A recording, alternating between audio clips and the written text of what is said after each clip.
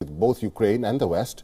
Last week, Russia presented the West with sweeping security demands. It said that NATO must not admit new members. Moscow says Ukraine joining the military alliance will be a red line.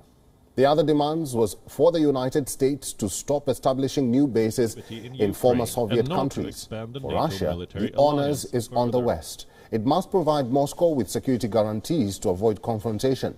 So what does the U.S. think about these proposals? Washington says that it is willing to discuss some of them, but calls a few proposals unacceptable. U.S. has also insisted that European allies must be part of the talks. For Putin, this... In this regard, I would like to underline that in general we have seen a positive reaction so far. Our American partners tell us they are ready to start this discussion, these talks, in the very beginning of the next year in Geneva. Representatives from both sides have already been appointed. I hope the development of the situation will proceed along that path.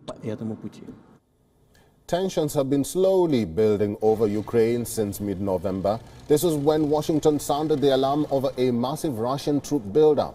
Countries accused Putin of planning an invasion. Putin, on the other hand, claims it is impossible to have relations with the Ukraine government, adding that President Volodymyr Zelensky is under the influence of radical forces.